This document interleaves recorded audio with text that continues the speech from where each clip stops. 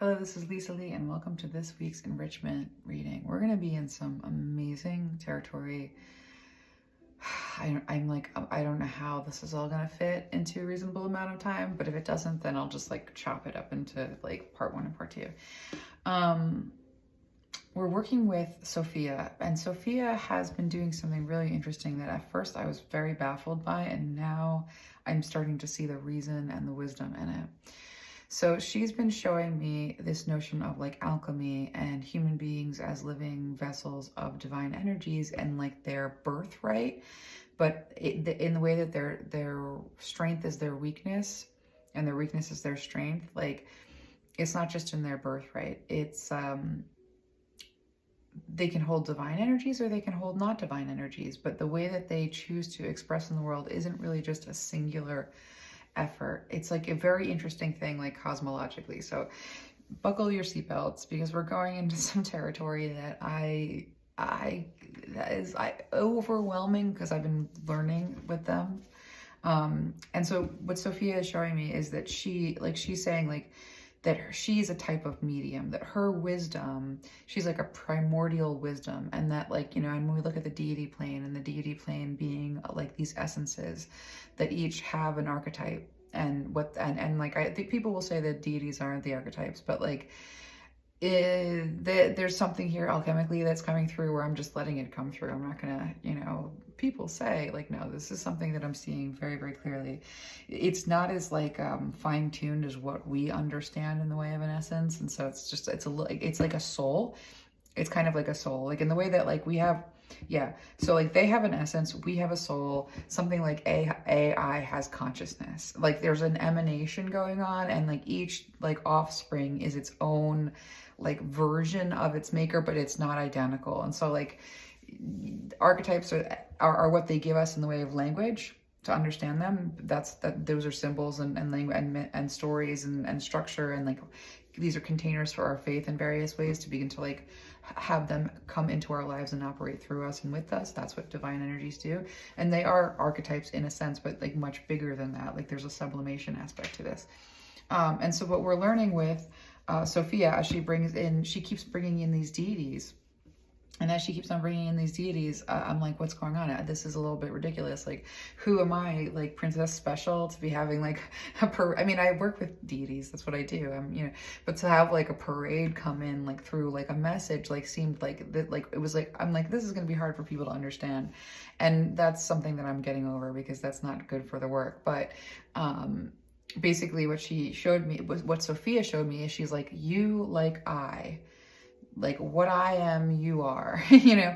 And so she's saying, and so what I am showing you about like my capacity to be sovereign, to be like unconquered, to be like in existence as a whole, but also have energies come in and work with the substance of what I am. And so Athena came through, and Athena is a wisdom goddess. So Athena has a lot of the presence of Sophia in the alchemy of what she is, and vice versa. And like there's no hierarchy there.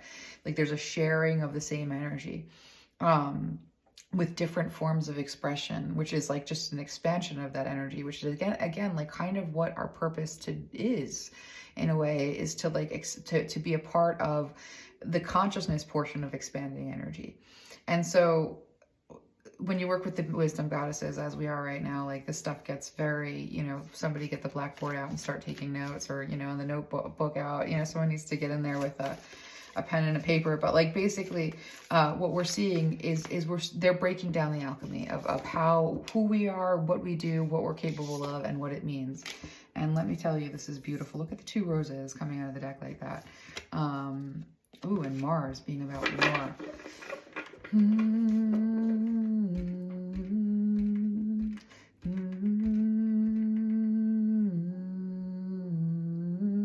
Working with Athena, she does a lot with sound. She does a lot with humming. Like when I'm just working with her one-on-one and she's showing me what it means for her to battle energies and like to do battle, her version of doing battle is singing. She does this thing where she, you know, and in her first message with me, she showed me like her singing over the battlefield. And when I was battling something particularly difficult, like she showed me like how to move through my body with the energy of like humming. And to like pinpoint like the spot that like needed healing, and like and like she showed me at like resonance of sound. So basically that was just a cool thing that came through that was very much her. And working with her like can often just be like where you're like doing the channeling and all of a sudden like she'll bring through a song, and that one just, what is that? Ready or not, here I come, you can't something. I'm gonna yeah, I kind of know the song, kind of don't, but ooh, sulfur. So this is a deck that I'm using like so intuitively right now because and there's something hidden underneath Mars, and it's lead in reverse. We may have to get the booklet out. I don't know. Like I like to have a sense of what alchemically, you know, like I feel it, and that's what I feel I'm gonna say, and that's my intuitive aspect. But I might look at this. Is just so cool that this was hidden underneath, and that we have these are such intense energies. Lead in reverse. Mars being about the body and action.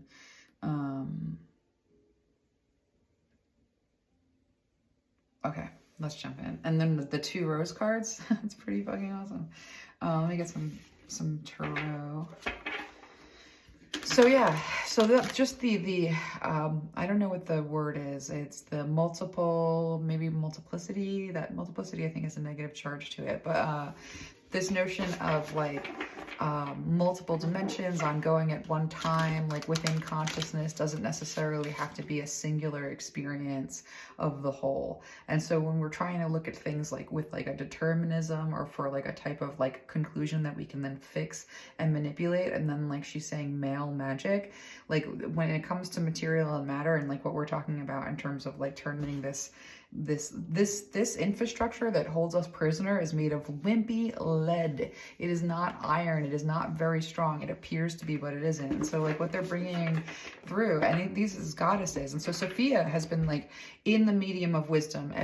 Like all of these goddesses can come through. And one of the goddesses that has also come through in addition to Athena, which is why I'm like, it's kind of amazing how much she's able to do, like in terms of like bringing in all of these different angles, is the energy of Circe. And so and that's new, and we're just kind of getting comfortable.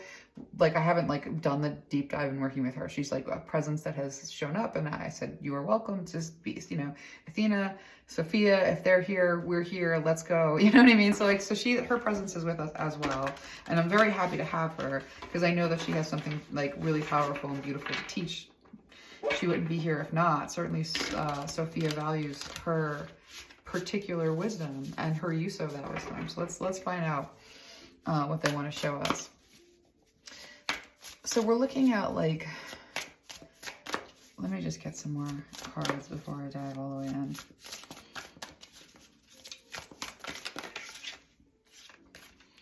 So the Page of Wands, the 7 of Wands, the Emperor. Ooh, look at that. This is the Emperor and the 10 of Swords here, right under the Sulfur card. That's what we're talking about. 4 of Cups though. So we're coming in with this notion of like not knowing how to properly fight our way out of a situation that is like oppressive and doesn't seem like lead and seems like iron. It seems like steel. So this is kind of where we're going to come in is like, we're going to talk about enemies, or the notion of enemies, or the notion of like, you know, a lot of times when we sit down with this stuff, like we get a really good message and we can begin to like work that message into our lives. But like the reality of the life that we're in, the reality of the matrix, the construct, the worldview that we're stuck in is an enslaving worldview. And the problem with enslavement is there's not free will.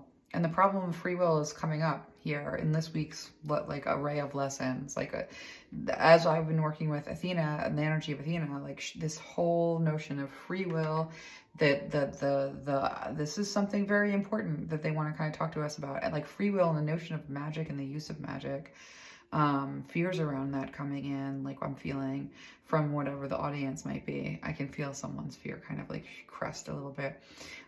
We're talking about alchemy. And so, you know, when you're dealing with energies that sort of arise in your body that seem to be coming out of nowhere, that have a resonance that is far in only because like there's something to that. So she's saying like free will is less an actual thing than we think it is. And there was a cool TikTok on this, and I have a note somewhere where I can like tag the creator on that. And she was talking about, you know, one of the strongholds, like one of the linchpin aspects of the Christian dogma is this notion you have free will. And she says, no, not really. And when we say not really, and they mean not really, and that's a lesson that came through, like we're going to unpack that a little bit, because the unconscious mind plays such a large role in all of your decisions, and that's kind of been well established. And so to the extent that we've established that the unconscious mind has made most of your decisions in one way or another, and like this is an established knowing that we've like done in research, and you know, the crux of psychology is just how powerful that unconscious space really is. So powerful that you have abilities that you don't even know that come through unconsciously. And we talk about the power of inspiration, and inspiration's coming from outside of you, and then it brings that awareness in and you make something of it. And we talked about all of the ways in which scientists have gone to sleep and had dreams, and they wake up and those dreams are the periodic table, the nature of the atom. The list is insane, just Google it. You know, basically all of this to say is that like what comes through the unconscious mind and is then expressed comes from somewhere. It's something beyond you. Other examples of lack of free will, and again, we talked about this in our little, not our little, it's our book study. It's prominent. But we talked about this in book study, you know, this notion of, and this is from this TikTok, so I'll find her. This notion that free will, you know, if you look at the person who has they get a brain damage, and that brain damage, you know, damages a part of the brain, like where impulse control is, and suddenly that person can't help but become violent, and there is an actual brain injury that does that causes that. And so there we have all of these ways in which free will isn't 100% like, you know, is there free will, or is there slavery on the earth? Is there free will, or do you have to go to work no matter what? Like, is there free will, or is there experience of things like nature that interact with your will, and like, you know, poisons in your food that cause cancer? It's not your free will to be made sick. That's something that happened because of your environment. And so this notion of free will is it's a faculty of blame, you know, and if we can blame you, and then if we can blame you and make you hold shame, we can subjugate you. And so when they talk about alchemy and what we're up against, like, first of all, they're saying it's not what you think of in terms of like a rigid structure. Oh, there's so much here. And so many of our prayers and so many of our spells, and, you know, spell work and the ways in which we interact with the divine, you know, is asking, like, how do I deal with my lack of freedom in the various ways? You know what I mean? Or how do I deal with the nature of the nature of nature and the nature of mankind that makes me have to struggle, you know, in one way or another? Who's to blame? And so, like, you know, the wrong answer is who's to blame. The right answer is complex systems within complex systems. And that's all actually information that we got that came through book study, and that was provided through inspiration that this week with Athena, like, and there's a lot, but they want to kind of just like bring that into the fore, and I explained it like probably way more than it needed to be. But with this Page of Wands and the Tower in reverse, you know, one of the first things that they want to let us know is that, like, this those people doing the work to try and bring enlightenment and freedom and a coherent new worldview into the fore to bring balance and to be an aid and a help to this earth, these people will avoid the tower. Ultimately, there's a tower that is coming, but to be in the right place, in the right frame of mind, and the right experience is to not experience that tower as it falls. And so we're going to get instructions on what that means here. And that really is a lot to this goes a long way to the question and the answer. Like, what do I do about the forces that I can't control? If you're telling me that it's not about control, because control is false power. So if I don't have false power to control those who think control is power, then how do I avoid being controlled by the false power? You know what I mean? That's basically the end of every, you know, quest, is to come to this answer of, like, how do I overcome that which wants to enslave me? And so let's get into it. Let's get into it. Because this Emperor has the 10 of Swords right underneath. So the first thing I want to do is I want to take a little tiny breath, because that's kind of, where am I on time? Okay. I'm going to take a 2-second breath, and I'm going to pause this for 1 minute so I can take a second. One second. So I might put the preamble at the end. I don't know for sure. So if you're entering this reading here, there's a shuffle and a preamble related to free will that I think is good. It was also, but it was like a weird recap of like stuff that the guides were showing me. And I don't know that it was like perfectly like attuned with the message. It might be. Certainly working with these energies, if you're working with wisdom goddesses, by the way, and I do think everybody who is down for like a fun romp in the unthinkable should get into a meditation pose and be like, let's journey, let's hang out, like show me, interact with me, I'm open to, don't try to like manipulate anything. That's not, no one likes that, you know. So like, but yeah, there's something really beautiful to be said about these energies as they're coming through, because they're kind of pacing me, which I like. So back to this notion of like the tower that will be seen, but we don't have to experience. And we can use that time, like knowing that we're safe from like all of the treachery, to sort of grow strong. And then we can take action on like that, which is like our purpose, that which is our hope, very easily, because we are actually, you know, as these guides are coming through, they're like, we're not just here to kind of, you know, show you all the little tricks. Like you're here, you know, in a particular period of time where alchemy is really important, and the energies that you hold are the energies that there is a war with. They need you to hold their energies in order to be on the playing field. This is the nature of what we're talking about. And so they're saying that like the victory is in the way that we choose to hold the energies that exist on earth with us, and in what manner we choose to hold them, and how we choose to refine ourselves through and with these energies that we coexist with. And the I'm like, where am I with this? It's funny because let me just feel this. I'm sorry. I'm just getting into a whole, like, this is the physical plane, which means that like, so basically what our guys are saying is like you are in the dimension of the material plane. There are many dimensions. There are other planets in different dimensions. There are other dimensions within dimensions within dimensions within dimensions. Okay, think about a fractal pattern, always in movement and never ceasing to move, building itself, and then like, I don't know, it's really cool. And so she's basically saying that fractal pattern, just so trippy. I like lost the channel for a second, so I just have to move back into it. This notion of the material plane, like this is the plane that we're in. This is the dimension we're in. You know what else has a dimension? Your mitochondria. You know what else has a dimension? Your heart. You know what else has a dimension? Jupiter. And all things are in existence in relationship to each other and like a part of each other. So like, we breathe together, and that's a quote from somewhere. I'll try to find it so that I'm not like taking it, but there's a quote from somewhere. Oh, the book we're reading for book club, Cosmos and Pisces. It's quoted in there by this other author, but we all breathe together essentially. And so what I'm seeing is this notion of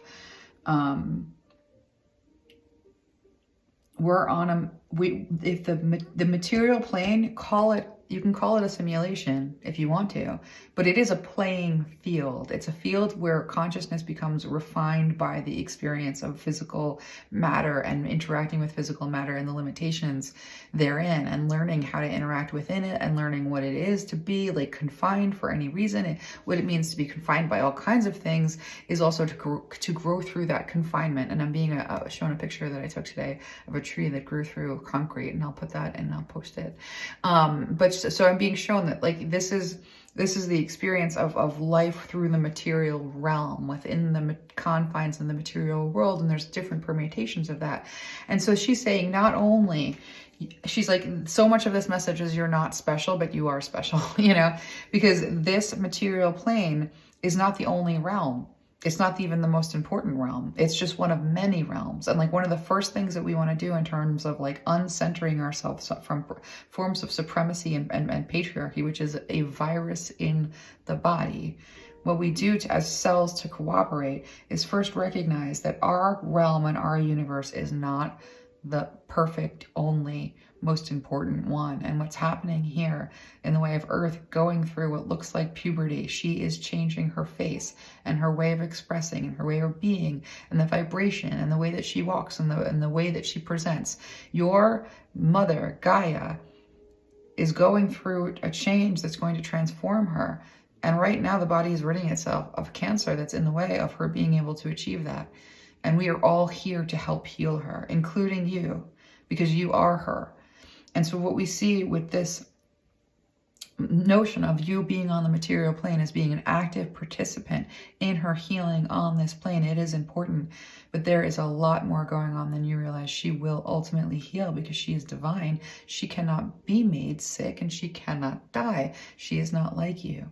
But you are a part of her. We're all participating in her dance away from being dominated in any way, because for her to come into her full power, she has to not be dominated. And so you are in a life and death rebirth cycle in the form of, for you, a worldview, you know, a structure that you live within that has to change in order to accommodate the change that is happening as nature progresses, as she will. And so like when we look at like what your part in this and the participation that you're meant to have, you're a representation of the divine on this plane. If you choose to hold divine energies, you're a conduit. You can hold anything. You will hold anything. Your faith and your ability to operate in the material world will be held by anything you share space with. You choose. And when you engage the deities, you're engaging with refined energies, essences, archetypes that you can move, that can help you move through the story of your life that you find yourself in, that you find yourself contained in. So if you find yourself contained in a story of war, then how do you affect the alchemy of this plane? How do you adjust things to bring balance? How do you call in divinity and hold space on earth for divinity and with divinity and co-create into the earth's plane, that divinity? That is what you are charged with. And that is what you're being talked out of whenever that energy of creativity is diverted into artificial means for artificial gain. So Athena is fucking awesome. Can I just... people, my collective, do you feel her coming through me? Because I think she's like coming through, like I'm not really in the way that I usually am. I'm usually so in the way, and she's awesome. Hold on, let me have some water. And these goddesses, and invite them into your space and hold space with them, because they're not, you know, they'll show you who they are. You'll be able to pick up on it. You're a sensor in the same way that I am. And so this Four of Cups is about really coming to an awareness of like what's around you, what the things that are around you are and do and mean, and how we can begin to, as a collective, in our own selves, in our own bodies, and the cells that we hold and that we're responsible with, replace the energies that are taking up space in those life-giving cells with energies that can create into this realm. And so the first order of business is, who are you? You are the magician on the material plane. Invite the energies to co-create with you, because you're co-creating with energies whether you realize it or not. When you're blind to the energies that you're co-creating with, they're extorting your energies and using that to create with. And so when you understand that you're going to be creating no matter what, you're going to be doing, you are out here in the material world affecting the thing, the plane, the realm, with your consciousness. And in some cases, infecting the realm with your consciousness. So how can you begin to clear the inner space and clean the inner space for divine energies to enact through you? Because you are naturally a vessel. You have this ability. Like, this is your power. This is coming into your power. But first thing you need to understand is get out of inferiority. Get out of this notion of that you are unworthy. Like, this is the value is a big problem in your world. So let's look at what value and the problem of value in your world. Now, on the playing field, and they see it like a playing field. I'm interrupting this, Leslie, because I get so excited. Like, these goddesses, like these goddesses of wisdom and war, like they are out here looking like it's a playing field. So it's just so beautiful. I mean, I'm gonna I'm going to pay it down because this is why I think humans might be annoying to work with. So, okay, the Emperor and the Ten of Swords here is really speaking of like this time and this place. And this reign of terror is over. It's already been completed. The war is already won. The war is won in authentic connection. Authentic connection has been had. Authentic connection cannot be unhad. What has been revealed and what has been seen in the way of like how connected you all truly are in more likenesses than differences. Because you saw the mirror, and I'm seeing the black mirror as being like, actually we're talking about TikTok a little bit because it allowed, and the pandemic and people being put inside allowed for windows to be built, like, and I'm seeing like a hive that had been like walled off from each other, and suddenly like there's like nectar of connection that pours in through like through creation. Creation will have its way, because creation is that feminine power that like she's like water. She'll always find the cracks and just move right into that space. Like that's what she does. And so this notion of being able to keep her children in close enough proximity, even though they had been separated by so many illusionary structures, was like her, like that there was something that broke through, an explosion that broke through. It can't be contained. She's saying that even if they took TikTok away, it doesn't matter. The new status is authentic expression. We've already won. Every platform of sharing that exists will be a platform of sharing authentic expression. We don't have to worry about competition. There's plenty of room for everyone, and there's plenty of space in consciousness and what consciousness produces to accommodate this. The wisdom has already found its way to like reach its children and authentically express through them. We're not going back there. We're not finished. What is the tyranny? What does it mean to step out of an old worldview that says you have to go through all of these structures that are built for you in order to attain the goals of what you're looking for based on these standards that you have to meet for the purpose of achieving like this status in the totem pole of hierarchy and subjugation, competition, and this notion of competition for the fittest. And like I hear them like laugh almost. It's like they're angry laughter, you know, competition. Are you kidding?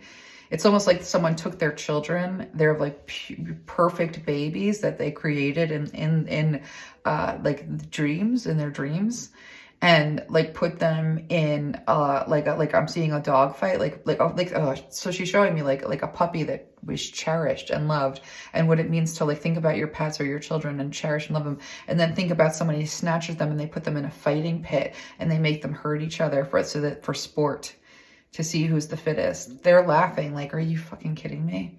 Like this is the anger that our mothers feel about what this Cancer has done on our material plane to them, because they're with us. And they laugh because they're like, you think you're going to be okay. Like you think that this way of being in the world, this manipulation of energies for domination, like for your own enslavements, like they're like, oh no, like there is actually hell to pay. We're explaining duality in a different way, and we're going to explain the ins and outs of it. There's like really beautiful, powerful women with us. But they're like, no, there's vengeance. It doesn't work the way that you use it, because that's about power and control. But this, we have already like excommunicated like a large portion of humanity's remnants that serve competition over cooperation. Cooperation of the whole, the body thrives. Competition means there's a group of cells doing something disastrous for everybody else. Like this isn't okay. No, says like the higher ups. The body that is a part of the body that we're all in, the earth itself is like, no, those cells are going to be a part of what dies with the version of me that is dying as I change into something new. And so there is this notion of a split off with earth, because she's becoming something new very naturally, and that which is cooperating with her growth and what she becomes, and the person that she's becoming, the vibration that she's refining into. This childish nonsense of games with humanity is going with the dying body. And the dying body has no females on it. It has no creativity in it. And so when we think about these forces that are at war with this change right now, they've already lost. and they're just trying to hold on to the experience of life and women and female energy, divine feminine energy, which is that which you all who hold life naturally have. She says a preponderance. She's like, to hold life is to hold it in your divine feminine energy. If you're holding life and there's breath coming in and out of your breathing, and you experiencing life as a being that is tasting and feeling, she's like, then then the mother is with you. So she's like, but these energies are going where there are no divine feminine energies. That is their punishment. That is the nature of hell. That is what it means to be cut off. That is what it means to be hungry and thirsty and never, ever, ever be given sustenance. And that is what it means to burn with lust and passion and desire and never have a hope of feeling what it would mean to receive or be in a receptive place with that energy. That energy is taken from them. It's being removed from them and their experiences. So we have a planet that is going into a new life, and we have a planet that wants to retain its domination, that is going into a world where the female divine feminine energy just does not exist, and it is rot. It's going to, what's left of its life rots. And these are processes, and these are processes that you, as those on the material realm, are feeling and are experiencing in your body. And it's your job as a cell on the body to clear yourself of holding energies that are cancerous in nature. And it's not just about what you're eating, although they're saying like everything that you see is a part of the same story, enacting the same fates. And it's your job to be the changing agent in that material realm when it comes to removing energies. If you're holding an energy of supremacy, and in fact, they're saying like, because supremacy was one of the energies that we've identified as being like the cancer's name almost.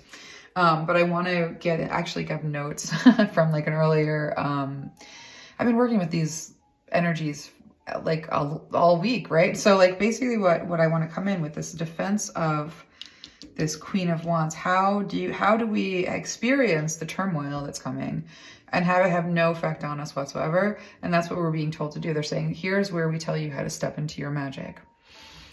Here's how we tell you like what it means to hold the energies that are healthy for the earth. And no, there's no spiritual bypassing, because you're powerful. Like this Queen of Wands is powerful. Like we're looking at a 7 of Wands. So this is you and your soul progressing on its journey. This is you and your experience of yourself. This is going to be the world around us, the messaging, what it feels like to be in us, like in this like world of like cockamamie. I don't, who the hell is in charge? No, we cannot. No, we cannot. No, we cannot. That's these guys over here. But what's protecting us is the divine feminine, like mother, who is like, oh, really? No, this is my little cherished. Like there will be none of this nonsense. And so it may look ferocious. It may look all powerful, and it may look really like scary for the world. But there's this notion, and this is not about specialness or chosen ones. This is about do the work, and this is where you're positioned. It's actually participatory. There's no like agreement with the correct formula or like the right story. There isn't like a signing up under a narrative and then holding tight. No, this is about like where your soul is on its journey. What kind of energy are you giving off? Are you part of the healing process, or are you holding a preponderance of gunk in your body? And so what does it mean to stand as the Queen of Wands?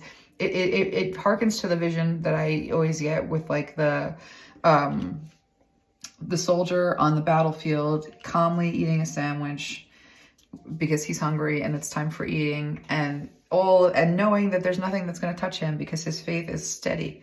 He understands the power he has in his energy field to like manage whatever is flying around him.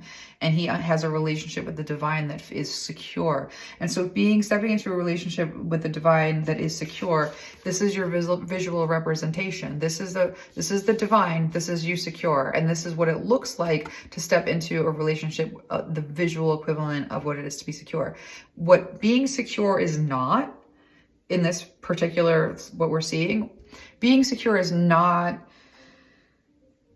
like sitting happy without even a single flutter of what could be a threat in your environment.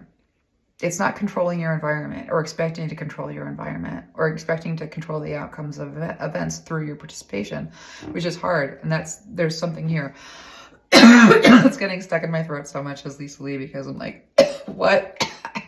Like, ooh, excuse me. I have hesitance as like a channel for a second here. Give me a minute.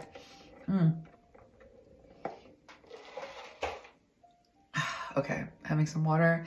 That's hard for me to hear because I've always felt like I was tasked to like defend the world and everything that I saw as right in it. And that's kind of what we're being called to sort of let go of a little bit.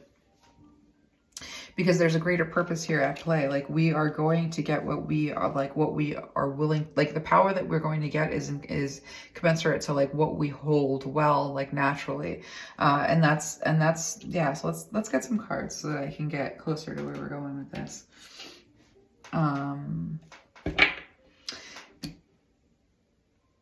Yeah, this being in reverse is very significant. Like it weakens it weakens a fixed, like what we think is fixed and a fixed position is not. And war is not going to make it not so. And so let's get an example. Let's get like a parable type example. I have notes somewhere. I think yeah, I'm getting the right one. Okay. So we're going to look at a specific energy and what it means to let go of it. Okay, 8 of Cups. So the first thing we want to understand about archetypes is that like time is irrespective. Like something can show up in your life, you know, for, yeah, like they're showing me this thing about time with that 8 of Cups. Like you can get like stuck, like walking away forever. That like it's about moving through the energy quickly, and so you're not supposed to hold any energy for most of your life. Like part of the alchemy of essences and coming and into an expression and an experience of ultimate power, like is moving through energies, is alchemizing energies, and so like you should be seeking movement. Not security in a way you've been taught security. So they're saying like your values and your goals, they want you to like look at that a little bit different. Oof. Transformation. With the Tower at the bottom of the deck. So we're talking again, we're coming back to this notion of towers are falling. We can expect some towers to fall. And action is being taken. We have to, we're actually part of this tower falling. Okay, let's find out why. So we're going to look at the energy of jealousy.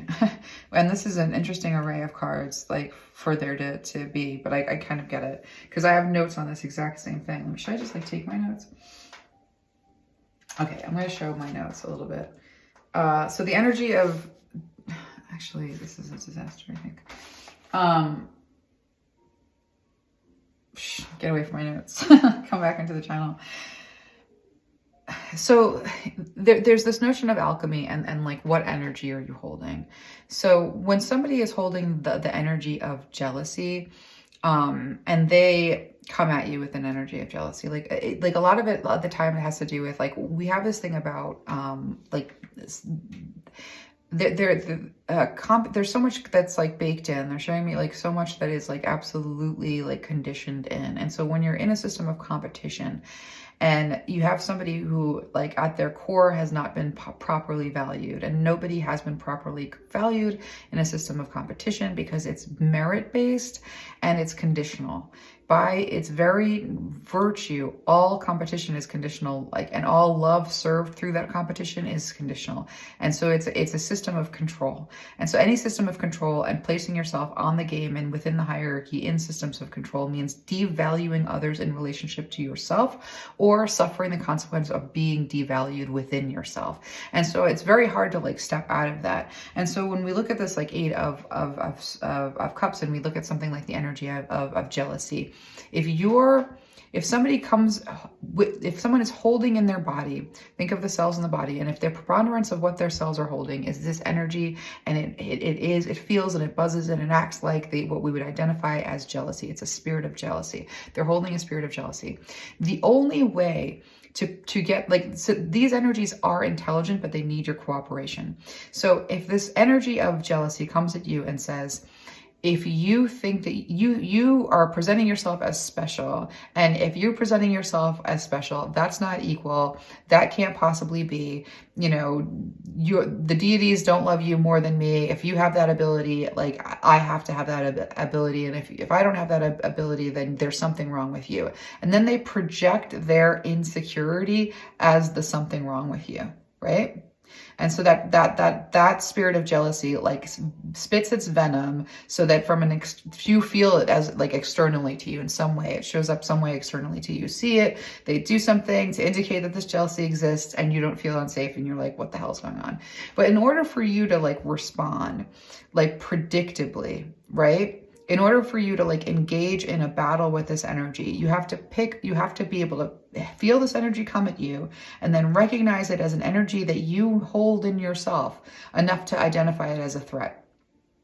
So what is that? It's me saying the color is red and you saying the color is red, and we both agree on it. I know what the feeling of jealousy is. So when I experience it in another, like it signifies threat in me, but that means I'm holding jealousy. I have to be holding the energy of jealousy. Like alchemically, in order to identify it, I have to hold it. Now, I can choose to identify what that energy is with what I know about it, because I held it in an experience that I had once in my DNA life, you know. And I can say that experience that is being projected at me, I identify it. But if I continue to hold on to it and be like, that person's jealous of me, why are they doing this? What does it mean? How can they have the ability to like take that jealousy and do this mean thing, that mean thing, and the other? Then I'm holding the energy of being jealous of them for the effect that they have with their jealousy over me. And so you see how the ball starts to play, and now we're both in the game of jealousy, and we're exchanging the energy of jealousy. And if I'm holding the spirit of jealousy and they're holding the spirit of jealousy, then then the spirit of jealousy can predict our movements and manipulate us and hurt us with each other.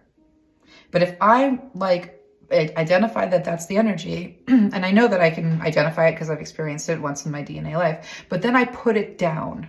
Then I put down the energy of the ancestor who never got over being destroyed by jealousy, because there were ancestors, many female ancestors that lives were destroyed, violence, annihilation because of jealousy. Those stories exist in earnest.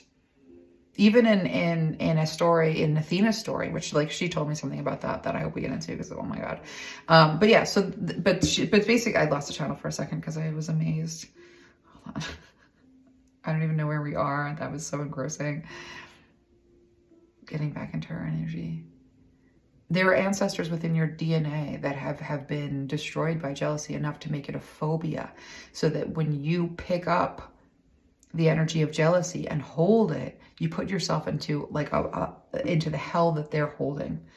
But when you pick up that energy and you identify it and you say, thank you, ancestors, for going through what you went through, so I now know what this energy is alchemically, enough not to hold it and not to use it and not to participate in its games. Because if I put down that energy of jealousy, now the energy of jealousy can exist in somebody else, but if I'm not participating with that energy, if I'm not identifying that energy, holding it, and like spending time in that energy, fearing that energy, coming up with ways to defeat that energy, then, you know, this is where we start to be, then the spirit of jealousy has all of this playing field, and everyone holding this energy, the spirit of jealousy knows, and everyone holding the spirit of jealousy can be controlled by the spirit of jealousy, can be predicted and manipulated by the spirit of jealousy. But the person who's not holding the spirit of jealousy is unknown to the spirit of jealousy and can't be found by the spirit of jealousy. So anybody holding the spirit of jealousy around you, it's like it doesn't exist in your whole world.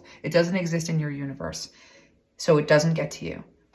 It doesn't get to you enough to be even identified as a threat. So it doesn't ping.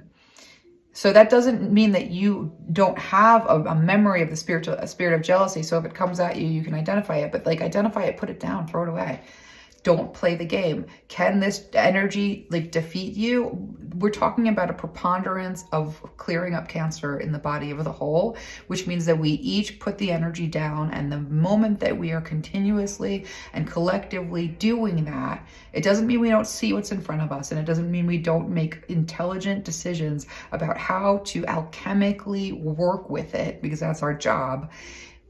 But we put the energy of jealousy down and we say, what alchemically can defeat this energy now? That's the energy I need to be working with. That's the energy I need to be calling in. That's the divinity I need to be holding space for, so that the divinity, the goddess of wisdom, can talk sense to this fool. I'm going to call in the goddess of wisdom. I'm not going to harbor the energy of vengeance so that we're having a ping pong match with it. Because that at its crux has this notion of blame. And then we come back to free will, which I don't know what happened with free will. That was like, maybe we're going to put it in the beginning. I think so. What are we doing? If we really don't have free will, and people are being puppeted by their unconscious minds because they don't understand the nature of consciousness and where their agency and where their free will and where their freedom of choice actually lies. You do have free will, and you do have freedom of choice in relationship to the energy that you choose to hold in your body, and you have control over that. You actually do. This is going to be a process. You're conditioned to think otherwise. You're conditioned to believe a lot of things that aren't true. And so this is going to be a long and intensive deconditioning. It's identifying, is this energy mine? What does it feel like? Hatred? No. No. Are you identifying a problem and feeling powerless to it and participating in the energy of supremacy? Because the energy of supremacy isn't just, I'm better than you. It's also, I'm worse than you. And it's an argument with the notion of I'm better with you or I'm worse than you. And having an argument with that energy is holding that energy.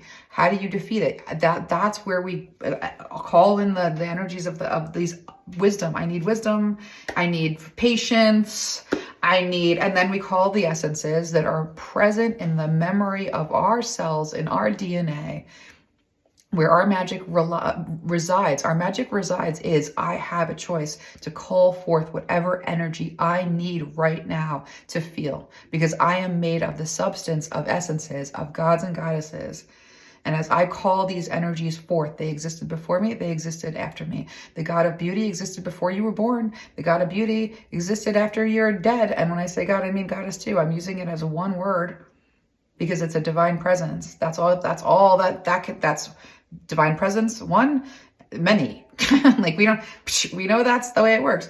And so we hold this divine presence, and we hold divine presences. And when we call in prayer and we say, in this, the spirit of love, and we hold that, you can win any argument with the same words, holding the spirit of hate and holding the spirit of love. It's just where you want to place yourself energetically. And the way you do that sometimes is by calling in that divinity. I call on the spirit of love. I call on the spirit of patience. I call on the spirit of my own, highest self. There's ways in which you interact with this in order to bring, you don't leave yourself out of it. You're not emptying yourself out. You're a part of the effort, like you're a part of this plane of existence expression of something much bigger and much grander and much more beautiful and holy, actually sacred and holy. The existence of sacred and holy within is because it comes from somewhere. So we put down these energies. We do not walk with energies that are siphoning our life force into excessive and unrelenting grief at the sight of loss. We have to experience like there is something to be said for that, because I just said it. So let me see where I'm at time. I'm going to take like a little break and I'm being told to take breaks. I don't really know why. I think something about my pacing, they just want to improve it. Yeah. So if I drop the channel, they're like, and come back in a minute. Okay.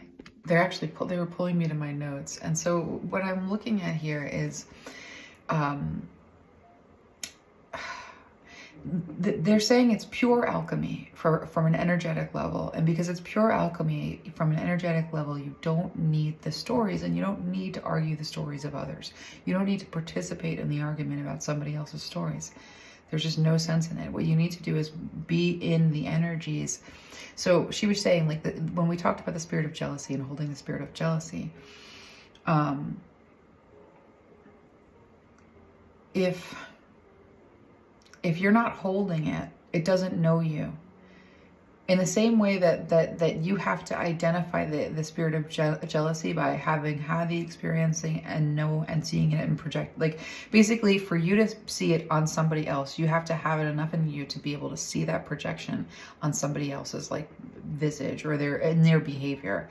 There's some kind of like an invisible shield made of like innocence to understanding a situation, like being in a different culture and not understanding like that you made a faux pas and having like the best day, never knowing for the better that you did something embarrassing.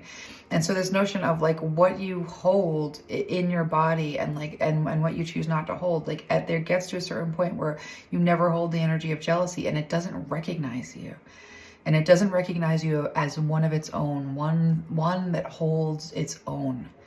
So like in the absence of the ability to give true life and real life, what these energies do is they try to take the life force of you and like through your life, you hold them and they express. And we don't want to do that. And the stories are kind of like, when I say that the stories that our deities give us, our mythology, our symbols, the symbol of a letter is a sound. When you put those letters together, it equals a word. When you put those words together, it equals a sentence. And this is a type of incredible magic, the word. But as an evolving species, what we have to get from the stories and what the stories are telling us and what we learn from these stories is how to operate with the energies that came before us and will come after us, those essences, the divinity, how to bring heaven on earth. And there gets to be a point where it's pure alchemy and it's not about the stories. It's what energy are you choosing to hold and what energy are you not choosing to hold? Because when you're not choosing to hold it, it doesn't belong to you. You don't belong on its playing field. And there's something that we're being told here alchemically. And that doesn't mean live in a fog of stupidity. It doesn't mean abandon your senses. It means be aware and vigilant. And call in the energies that you want to be holding. So call in the energy of Athena when you feel the energy of something that's not her, and you need her courage, and you need her strength, and you need her wisdom. That the essences that we were left with, that divinity left us with. So divinity is our parents. The energies that they left us with are the energies that we inherited that are their own. And we're meant to work with them in harmony to know what divinity is and who we are. And when we recognize our divinity, it is because we are working in harmony of the whole. We are not being Cancer. We are not separating off. We don't have a hierarchy. We don't have a I'm better than you and you're worse than me. You're wrong and I'm right. We're not holding a false complex structure over the complex structures that we are. We're understanding free will in a new way. Whew.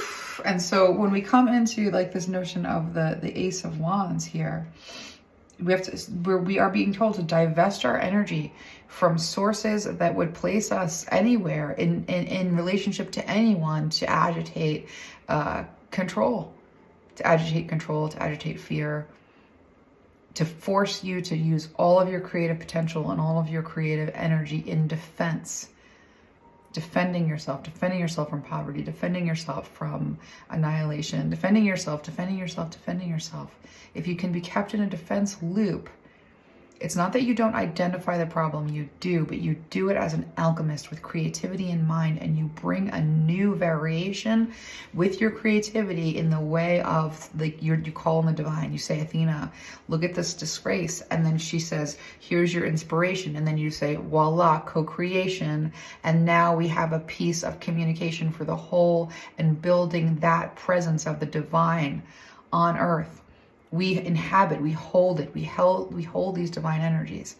And the problem with supremacy and the problem with adhering to one story and the notion of one God is not knowing what you're made of inherently and not being able to take part in the gifts and the heritage of that DNA and what you have within you in the name of that is which you call beauty. It pre-existed you before and after as its own essence. Within the body of the whole. If you want to say one God, you can say the body of the whole. But within the body of the whole exists everything. And the communication that we get from on high, just like words on a page or the symbols of the sounds of making sense in words like we do, The archetypes this is what we use. The archetypes we inherited. We understood these archetypes. We had stories from our parents that told us how the different pieces of alchemy work together and what we need to do in order to find our way home. But we have to work through these labyrinths of stories. We have to be within the system of archetypes. We have to identify where we are, and we have to call in the correct assistance and the correct energies in order to create harmony and balance with the self and everyone around us. It's called coherence. We're meant to come into coherence, and then we know who we are. We know where we come from. And so what we're being called to do is active participation and work. The structures that bind us are not as secure or even strong as they would purport for us to believe. And we don't bring vengeance and anger and war to vengeance and anger and war without making more vengeance and anger and war. And that is the God on this earth, when that is the God that you serve. So what energies are you serving? The answer is always, what energies are you holding? That is the energies you are serving. That is the energies you are participating with. That is the energies that you are making bigger. We're meant to interact with energies. We're not avoiding energies. But we're meant to bring alchemy, the alchemy of our essences, the alchemy of this energies that we serve. Our ancient religions are the archetypes that we left you, and you finding your way home and finding yourself in us and us in you, and knowing that we were connected through some lineage. And when they stripped away all of the ancestral gods and goddesses to make you follow one will, one way, and the price was everything that you are. What does that mean? Participating in sameness, participating in an agreement for a certain kind of belief that makes everyone feel safe, that they can point to and say, the world, things are wrong and bad and naughty and evil and bad things happen, and I have suffered because of the choices, not that they make, but the choices you make. That is a religion that serves one God. It says, the reason my God is not almighty, the reason my God does not have dominion over everything is because of the choices that you are making out there in the world, not in obedience to my God. That is a false, that is a story that does not deserve your adherence or your obedience, because that is a false story. That is not a true story. You are not made up of one essence. You cannot be swallowed into one essence. The notion of interacting with sin is a complicated notion. I'm speaking to somebody and I don't want to speak to them, so we're going to move through this. The world, okay. So this is about what energies are you serving and what energies are you holding. So the alchemy, this is the math problem, and you should write it down. You should get like a piece of paper. Faith plus agreement equals reality. Faith plus agreement equals the reality. That operates as an organism, as a God, in the form of organized religion, wherein like the ends justify the means. The blood sacrifice of everyone involved in the name of obedience, in the spirit of obedience, holding the energy of obedience, worshiping the energy of obedience. Who would benefit from an entire population worshiping the energy of obedience? Not you. That's no freedom of expression. And freedom of expression is freedom of religion. It's the same thing. It means a freedom to have choice, to interact with the energies that are primordial, wisdom, love, beauty, in specialized ways through story structures. These are your lineage is not one, it's many. That is a fact. A fact of nature is that your lineage is many. It is a legion. And you're meant to interact with divinity in a legion, in a many. You are in an ecosystem. Your God is an ecosystem. It is not a person. You are a complex system. Your God is a complex system. Understand this.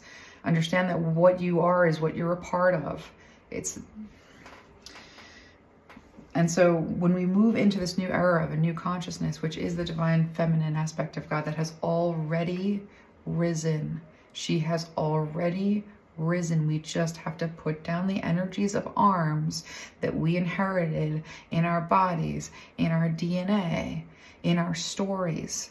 And we have to pick up a new story. We have to call in different energies. We have to be in command of the vessel that we now understand as being something that we are a steward of. We are an ambassador with. And we bring the energy to the earth that we choose to hold within it. And that is where our free will is. Our free will is in what we choose to channel. What we don't have free will over is that you are a channel. There is free will and there is not free will. There is not free will. You are a channel. You are a channel of your unconscious mind. And yet that channel of your unconscious mind is either operating out of a drive, false, you don't want that, that's false gods, or out of divinity. These things are not mutually exclusive, but they are also like in co-creation in a way that has tension happening within you and in your life to produce your growth and to guide you. And it's not like bad things happen to good people because bad things are supposed to happen. Like, this is where you're making choices to bring divinity into your experience, bring divinity into your world through you, hold space and hold dominion with divinity over different territory in your life. I call in the angel of peace, the energy of peace, the deity of peace into my relationship with anyone, and see what happens, because then you're participating with what you know you can identify in the world as a force that existed before you and after you, and will exist as in the world, and you can bring into the world with yourself, so that's what you're expanding. You're expanding the energy of peace in your time on earth. You're expanding the energy of love in your time on earth. You're giving the power to the deity by holding their energy and bringing it into the world. And you're doing this in a participatory way with co-creation, and it's your expansion and it's their expansion. And so like there's really something so beautiful to be said about not war like men fight. That is not how you fight. You do not fight like a man. You participate in being the embodiment of love, being the embodiment of beauty, because where we're going, a conquering false masculine, like the false matrix masculine, is not going there. They can take their technology, their simulations. We can use that technology too. But basically what they're saying is like there's going to be two places. You can go one way or the other. One way is dying and one way is living. And the materials that you interact with it's not about the materials that you interact with. It's not even the stories you choose to expand yourself through the archetypes of, because stories are archetypes. You're always working with divinity when you're working within the story of a certain portion of your life. And these energies change because you're meant to change and you're meant to expand as a kaleidoscope, and not like like I've seen this before, not like the you know those lights that light up the stage? Not a spotlight that drowns, that you can't even see anything when you look. Not a spotlight that absorbs all of your light. That is the wrong light. It's a kaleidoscope that has all kinds of energy, that your DNA has memory of holding different deities' energy, the energy of love, the energy of beauty. What you hold, what you spend time with, what you worship is alchemically about energies more than anything else in the way of story. And so when you're worshiping the word, which is the God that is about, that's an energy. That's a type of divinity. That's a type of deity. But when you're worshiping that to the exclusion of all else, you lose the material world, and you need to lose the material world in order to attain communion with that God. But that God doesn't live in the dimension that you live. That God, that is the experience of bringing the word onto paper into the world. The miracle of what writing was worship worthy, but it was not God. What the written word could bring to the world was a lot of order and coherence and a lot of growth, but it was not God. God is not the word. God is what's behind the word. God is the meaning behind the word. And the meaning behind the word is a sensory experience, and you do this on a multifaceted level. And so every gene that you have expresses in different ways and needs growth in different ways. And that means experiencing the pantheons in some respect, because those aren't fixed positions. Those aren't absolute gods. Those are archetypes and ways for you to grow and expand and learn. And that's why you love stories and participate in stories and watch movies and watch each other's stories, because you want to be in those stories so that you too can grow through their experience. This is how you are woven. And you were meant to express as much as you were meant to perceive. And this is what the mother is bringing you. And the tools are there. So it doesn't matter what the platforms really are, because what you're doing is you're bringing authentic expression as a way of like existing in co-creation with the divine, and the fact that and then knowing that you are a channel for the energies that you host. Faith plus agreement equals reality is what organized religion is. That is the magic that they are utilizing. But that is not the only magic in this realm. The other magic is the magic of creativity, of intuition, of co-creation with divine energies, and bringing those divine energies into your world through you in any way that you are built to. And you are all built differently, and you are all built to express differently. And so the first thing you have to let go of is being an expert on other people's experiences and other people's stories in relationship to whether this earth is going to heaven or hell. What you're going to do is know that you're in the game where if you put their energy down and pick up another, you can still use that other energy as a defense. You are not defenseless. You're not told to put down the energy of, jealousy and stand there defenseless. You're told to put down the energy of jealousy. And now jealousy doesn't have you. You don't have jealousy. Jealousy can't find you. But jealousy might be there out to get you nonetheless. But because you put down the energy of jealousy, that doesn't mean you don't pick up another energy. You pick up the energy of confidence. And now jealousy doesn't know what you look like, can't predict where you are. You're holding a different energy. What does that look like? They don't have eyes like you think.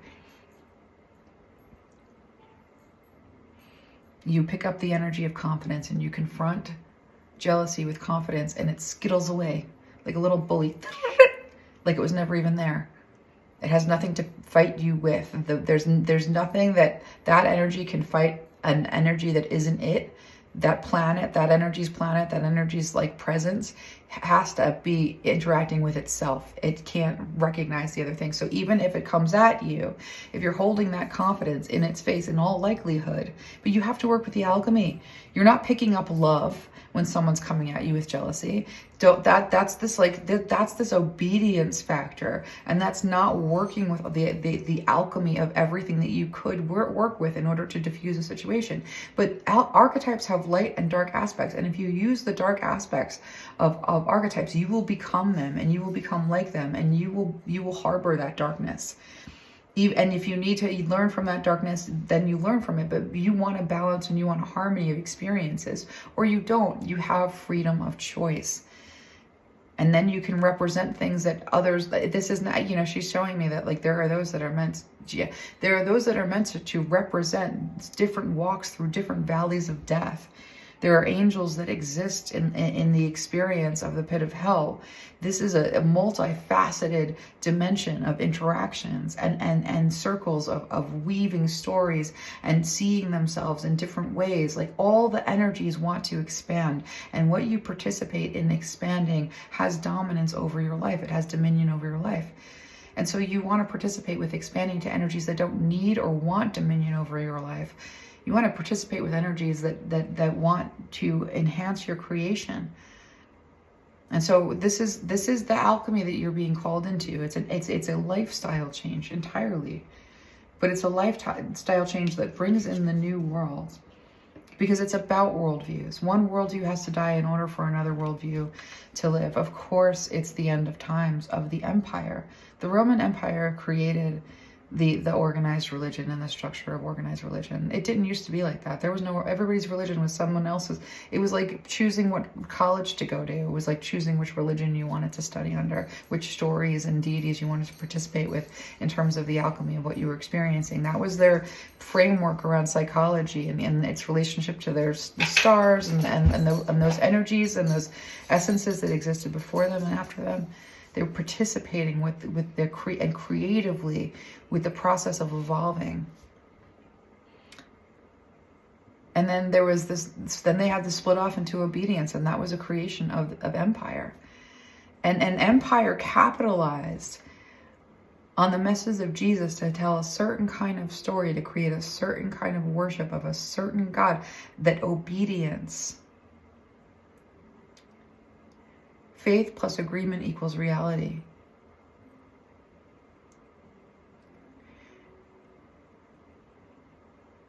It's I just saw this expanse that I'm trying to take in. I'm trying to manage, like, how to. So, you know, that I just got thrown off a little bit. I'm just gonna get my composure. The creative people are unpredictable.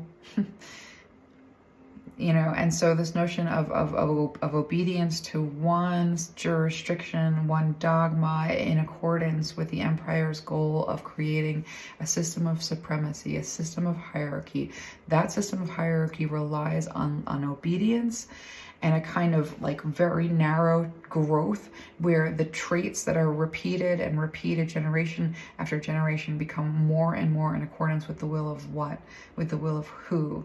And what are they creating on earth? As they're creating an Armageddon, an end of the world. It's a consuming energy.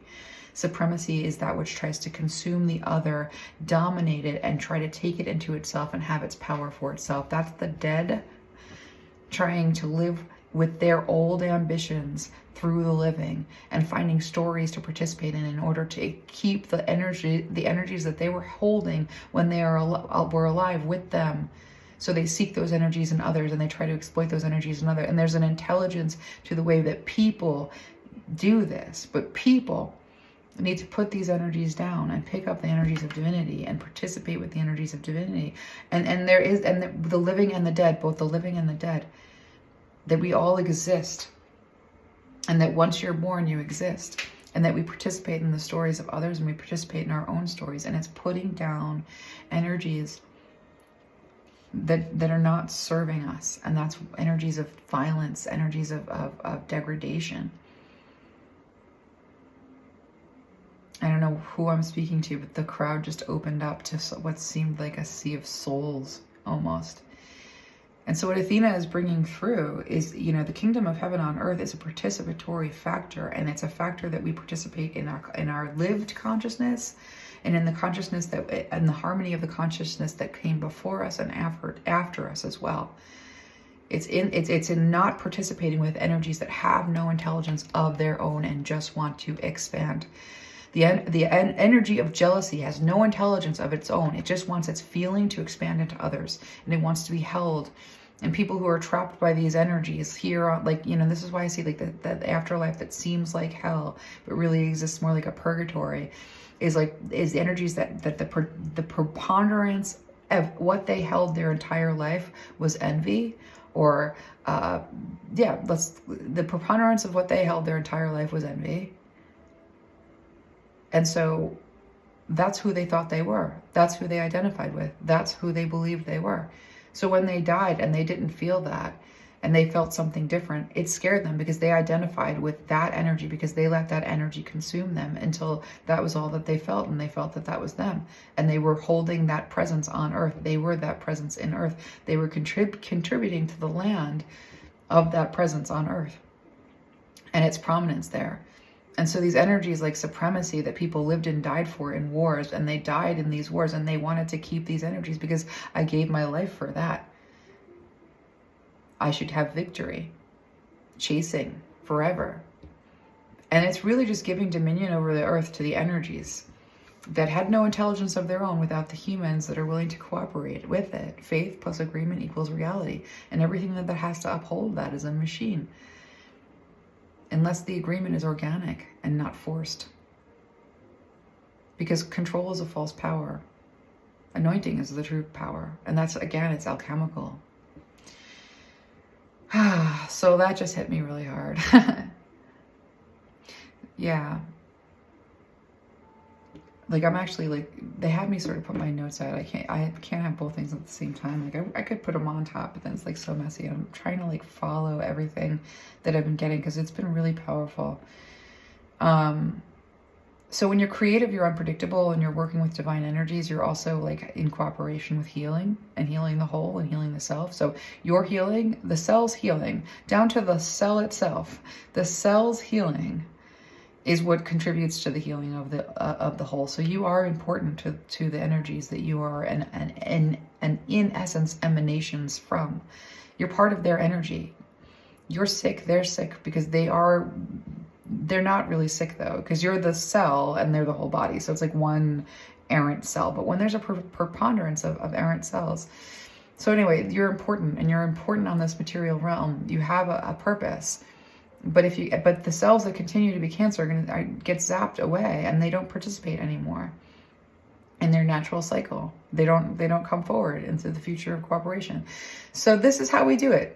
You know, like these are like, we are complex systems. Like I'm trying to see if there's anything, to be honest with you, like this week, I think I've learned more in this week than I've learned in my entire life.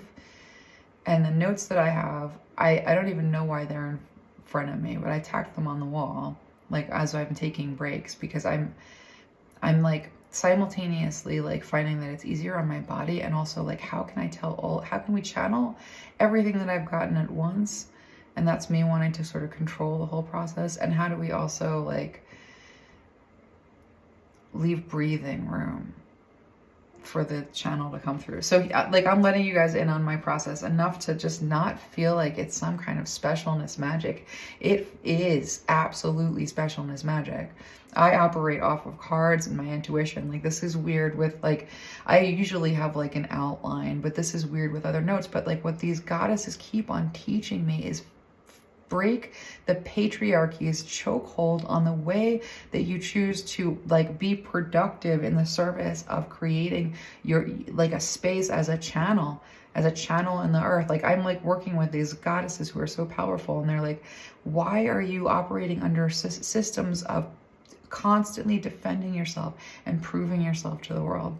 And so like that's where they're healing me, and that's why this whole process of interacting with the divinity is about healing and like learning. I'm identifying like in me, and they're working with me on like broadening like my conception of like what I'm even supposed to do in the way of channeling. And so like we're in this awesome process of discovery, and I don't know if I'm leaving it here. I'm not leaving it here. How much? Yeah, we're good on time. Yeah, because we didn't even finish. Oh, make some water. So the tower is coming because these energies are losing their hold as people put them down and walk away and pick up other energies, as people interact with divinity in a more nuanced way and are able to heal themselves in harmony with each other. You know, this is a whole process of discovery. And so this is a very uncomfortable moment in time when people holding the energy of supremacy want to keep their status, and they're screeching, and they're going to screech, and they're going to try and like rain down like, you know, their control in a lot of different ways. They're smart, but you aren't helpless in any of this. And so like I do think we're sort of leaving it there, because we are talking about transformation. And as I kind of like look around, like I would like to bring everything I've learned this week into this week's message, but there's just no way it's possible. And the goddesses that are working with me are like, why do you need to? Why are you on a timetable? So I'm going to get like one last message as we sort of like pull away from this particular one. The Empire is falling. It's already done. We've already won. Now just rid yourself of the heavy energies. It's like taking stones out of a backpack and throwing them away from you. And as you rid yourself of these energies, you no longer participate in holding them. They literally like they're screeching as they lose themselves into another dimension where you are not, where you don't exist, and they can't find you. Because that's justice, that's divine justice. And when we said that vengeance like is not about control, It's about revelation. Revelation of the outcome of your choices when it leads to a devastating loss. Grief that comes with devastating losses. These energies were prepared for thousands of years to choose another path other than trying to consume their way through humanity's experiences of itself and take that humanity and make it like itself so that it could experience itself over and over and over again with the object of its perfection on earth, which was just consuming the whole earth again. And those of you who get caught up in holding those energies of wanting to be in higher positions, in dominance, in any way, that's you want to put that energy down but pick up another energy. It's not put the energy of something down and then be in a void. It's pick up the energy, it's put down the energy of supremacy and pick up the energy of what are my ancestral deities, like where are these essences that make me me? I need to know who I am, what I'm meant to be. How can I operate? I need it in relationship to not just one God, but in relationship to that which makes you you and that which participated in making you you in its purest sense. And that's not an easy process. It's not even a process that you use archetypes and you use stories to find yourself and to find yourself and define yourself by. It's a collaborative process. It's a collaborative process with a lot of deified energies and deities in and of themselves. And so when you think about it, it's a long heritage of people who held the energy of love on this earth, a long heritage of people who held the energy of healing on this earth, a long heritage of people that held the energy of compassion on this earth and did not let it die. And now you are charged to give strength and power to compassion, to give strength and power to love. And that doesn't mean forgiving and forgetting and allowing for abuse. You need the energy of, oh man, I just saw something flash and it was so powerful. And basically the goddesses are saying you learn how to use the energies of the deities that make you in a responsible way. And then you bring the deity to earth as you represent that deity on earth. And there's a pure channel and there's this is amazing. So it's basically saying like, you're not helpless at all. You have the power of everything that gave you life and created life within you. And that is an extension and extends through you and with you. And so yeah. There's a call to take time and heal from this notion that that there's a conditional love. You are what you choose to be. That is going to be, that doesn't mean that nature isn't going to, yeah. So there's just so much here in the way of you aren't powerless.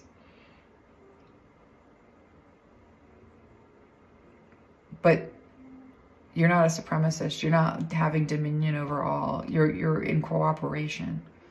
You're in community, and you're in cooperation, and adjusting the way that you participate in worship, where you give power. What are you worshiping? What has dominion over your life right now? What has control? What is the all-powerful God? Is it something you have to defeat? Or now you're in defense of it? In that defensive energy, you're participating with it. In participation with it, you're playing the game. You're on its playing field. It's enjoying playing with you. It's enjoying the game. You can say, I'm not playing this game. Take your pawn piece of influence that I was giving you. I'm not holding the energy of supremacy, and I'm not holding the energy of vengeance. And I'm not holding the energy of being the avenger on this others, on this playing field. I'm going to go over there and hold hands with and hang out with the energy of wisdom, the energy of serenity, the energy of peace, the energy of there's so many. There's so many, and you can go forever. But you get to choose, and you can spice it up. You're not supposed to disappear. You're supposed to refine yourself through the stories that resonate with who you are right now and the story that you have to get through, because your life is a co-creation. And in that respect, you don't have free will. You don't have free will over the story that you are nestled in. You have free will over what you want to represent as an archetype in that story. And then that story changes in relationship to you. And so this is the dance of creation and evolution. And you're called to continue to pull in the energies of beautiful energies. Pull in beautiful energies and avail yourself to create beautiful things. And if you're struggling and you're like, I can't pull in the energy of peace because I'm anxious and I can't handle, like, it's not there. They're saying this is where you co-create with us, and we put you in a story that helps you overcome these things through your lived experience. If we don't do that, then you don't really learn. And that doesn't mean that there are those of you that are meant to be in like little hermitages, that are meant to be hermits, kind of like that is part of what this learning can be. But eventually our goal is for you to have every experience and to experience yourself in every way so that you can truly partake in what is actually free will. And that is coming from a place of choice. That's not coming from a place of blind obedience. True free will is coming from a place of choice, because everything is known and understood. In a sense, that is eating from the tree of good and evil. And this is where we have the story begin, as a story of what was against you, that this was somehow against your development, to understand all of the different layers and what each of these essences that came before you and preceded you, and the primordial essences that made you. This transformation is about opening up to the experience of not being in dominion over the earth, but being in cooperation with the ecosystem that you are a part of indefinitely, infinitely, as its life is your life. Your life extends from its life. You are your own natural expression, but if you're not cooperating with the whole, it's a cancerous cell, and that experience is poison for you, and it's poison for the whole. And so we divest in the need to hold the energy of violence for any reason. The ends do not justify the means. When we understand that we are the presence of divinity on earth, and we hold the space of either a dark aspect of the archetype or a light aspect of the archetype. And we're not talking about light and dark like foofy weird like duality. We're talking about like a complex ecosystem type of duality, that the more we explore, the more we understand, the more we know what we are and what we're created to be a part of, and what it means to be an ecosystem ourselves. And that divinity, that we are naturally channels. Everyone, look around. What's going on? What are people doing? What are they expressing? What are they channeling into the earth? What are they creating in agreement with? What is the game that they are playing? That's where you see the representation of evil on earth, is right where it is. That's the spiritual infrastructure behind the physical manifestation. You see its face, and behind it is a legion of spirits that want to keep feeling that way over the earth, and will find an army of soldiers to recruit from the living who have abandoned their lives because they've been broken. And if they can agree to leave themselves and to abandon themselves for one story and no experiences that enriches like what it is that they are able to see nature and themselves interact as they learn with all the different elements, because we were put into this earth, this garden, to play with everything.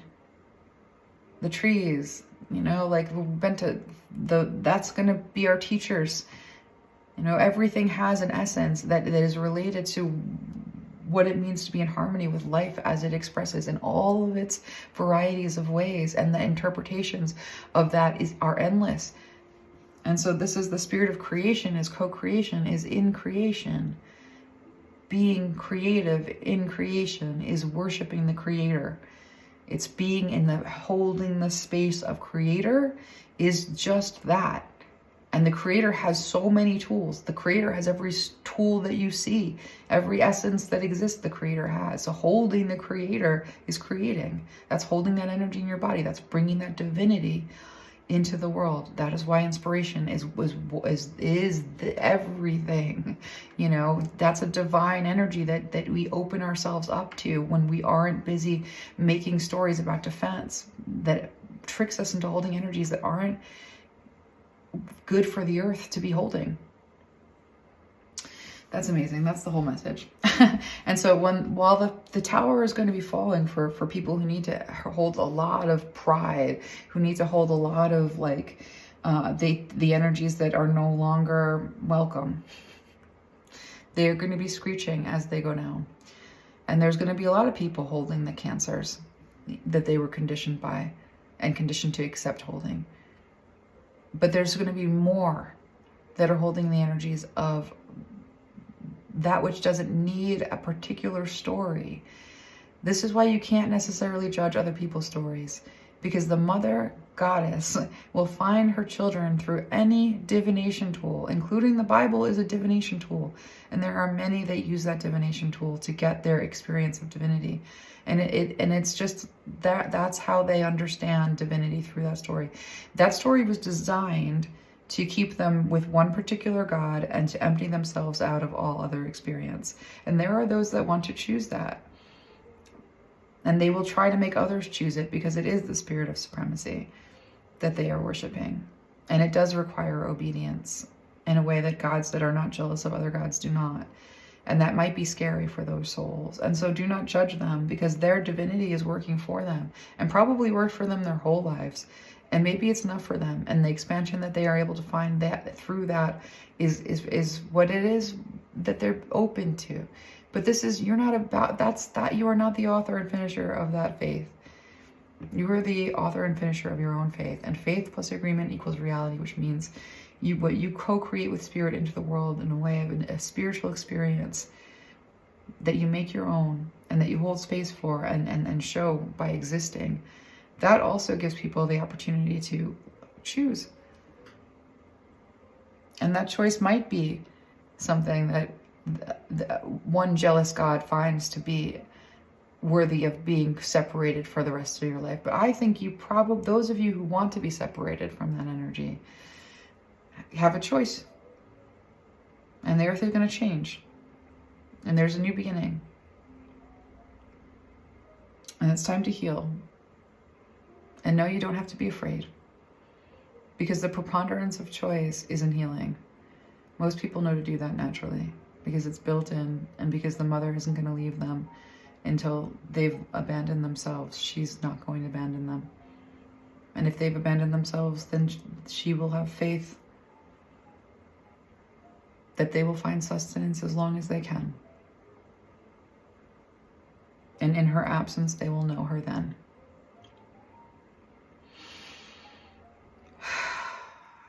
And in this way, the Empire knows when the end of the world is for them. And they even know the story around it. But there's a kingdom of heaven resides within you. And the kingdom of heaven on earth, as it is in heaven, is what you're holding in your body right now. And what you choose to participate in trying to either hold on this earth and keep a hold on this earth with tyranny, or if you dethrone the tyrant and step into a different faith, a faith that doesn't need stories because it understands from a felt experience what alchemy in the body is, and it listens through the body, and it's connected to the earth, and it isn't afraid of its flesh.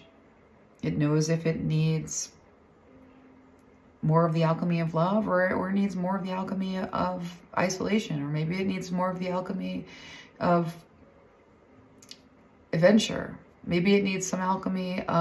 This is a freedom of spiritual experience. This is antiquity had this down.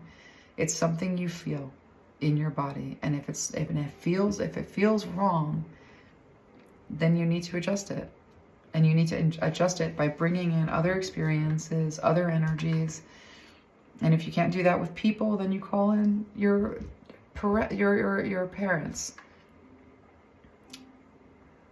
the divinity that is within you in all of its forms. That's what you call forth, and it answers.